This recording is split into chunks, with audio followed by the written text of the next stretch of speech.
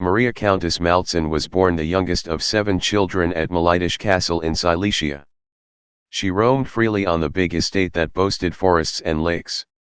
Even at a young age, she was clearly very fond of animals and studied the birds of prey and forest fauna. She was extremely attached to her father, who was very understanding of her and encouraged her inclination to stand up for the weak, even though she sometimes took this too far.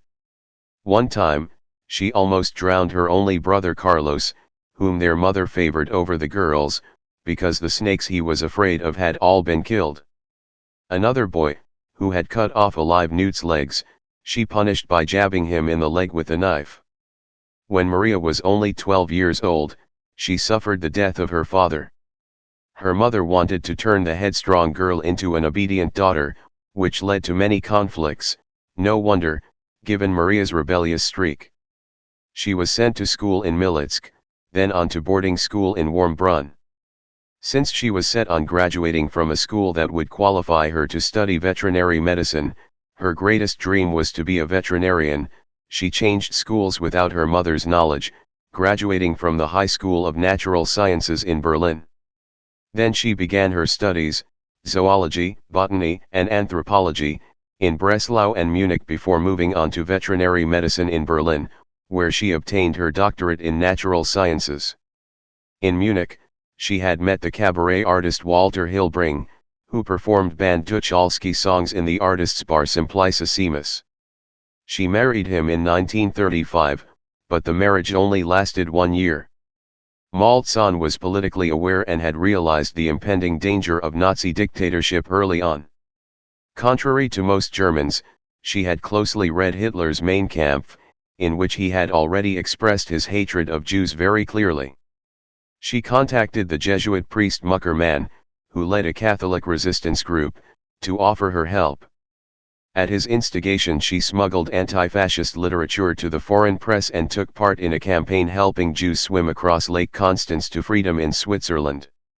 She also participated in the campaign Schweden Mobile, Furniture for Sweden, organized by the Swedish Church in Berlin.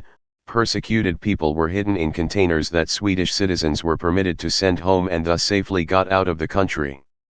In Berlin, Maltzan participated in the meetings of the Solf Circle, a resistance group named after Hanna Solf. Almost all of its members would be arrested by the Gestapo and sentenced to death by the People's Court. For Maltzan too, taking in Jewish and communist refugees always put her life at risk. The most dangerous time for her started in 1942, when she would hide her lover and future husband, the Jewish writer Hans Herschel, inside the compartment of a sleeper couch whenever the Gestapo searched her house. Maltzan was pregnant with Hans Herschel's child at the time. The child was born prematurely and died shortly after birth, when the power supply to the incubator was cut off during a severe bombing raid on Berlin. Maria Grafin von Maltzan. In the post-war years, Maltzan was in poor health, suffering from gallbladder attacks and the effects of her drug and chemical dependencies. Only after several attempts at rehabilitation did she manage to overcome her dependencies.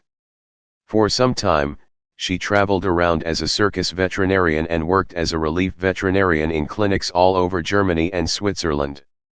When she was already in her mid-60s, her husband, Hans Herschel, had died in 1975. She opened her own clinic in Berlin-Kreuzberg, where she became very popular with the punks, since she treated their pets for free. The fact that Maltzan succeeded in saving the lives of many Jews was probably due not only to her compassion for suffering and persecuted people, but also to her very confident demeanor, her penchant for a life rich in risk and adventure, and her ingenuity in fooling Nazi henchmen. Her rewarding autobiography Schoolage die Trommel und die Furcht dich nicht, Beat the Drums and Don't Be Afraid, 1986, which was reissued several times, richly illustrates all of the above.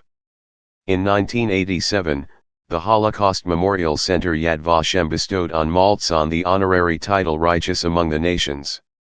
After the war, it was learned that about 2/3 of those who hid or helped Jewish people escape and whose names are known were women. Be sure to subscribe for more interesting historical facts.